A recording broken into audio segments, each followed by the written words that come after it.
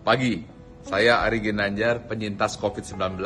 Saya ingin berbagi tips sederhana yang saya namakan PMP dalam menghadapi situasi akibat dari COVID yang luar biasa ini. Banyak sekali orang-orang yang gagal, tapi juga ada yang berhasil. Maka yang pertama adalah P, yaitu pikiran. Seperti sudah saya sampaikan berkali-kali, bahwa kekhawatiran adalah awal dari penyakit. Ketenangan adalah separuh dari obat, dan kesabaran dari awal kesembuhan. Karena itu, kuasai pikiran dan fokus kepada harapan, bukan fokus kepada khawatiran. Karena apa yang kita fokuskan, itu yang akan berkembang. Yang kedua adalah makanan. Makanan adalah energi, karena ia adalah nutrisi yang bisa menggerakkan organ tubuh kita. Bayangkan, ketika pikiran negatif, lalu dia tidak makan ketika terserang COVID, maka ia tidak mampu bergerak, memanfaatkan kekuatan tubuhnya, khususnya organ-organ dirinya, supaya ia bisa survive. Nah, karena itu makanan itu adalah kunci yang harus kita jaga.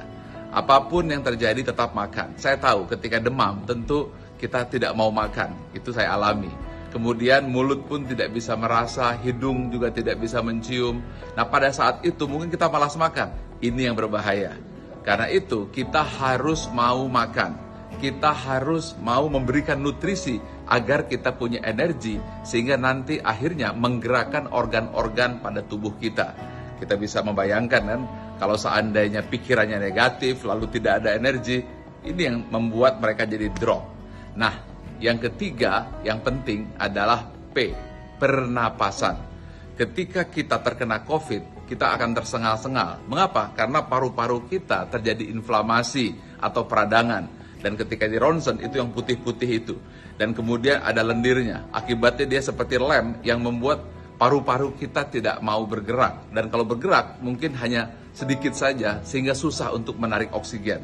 Nah, karena itu kuncinya adalah Anda harus melakukan PRON, yaitu Anda tengkurap. Dan ketika tidur tengkurap, maka Anda mempergunakan bantal di sini dan pada saat itu akan memudahkan untuk mengalirkan oksigen yang membuat Anda bisa bernafas kembali. Silakan Anda cari di YouTube apa yang disebut PRON itu. Nah, di situ dijelaskan.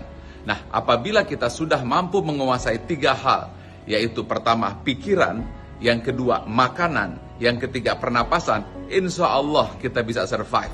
Karena masalah yang saya lihat, orang-orang yang gagal itu karena pikirannya negatif, kemudian dia khawatir, lalu tidak mau makan, dan kemudian akhirnya tidak bisa bernapas atau gagal nafas. Karena itu, yang harus kita lakukan adalah pertama, pikiran positif, fokus kepada harapan. Makanan dijaga, pelihara nutrisi agar punya energi. Dan yang ketiga adalah jaga pernapasan kita. Pagi.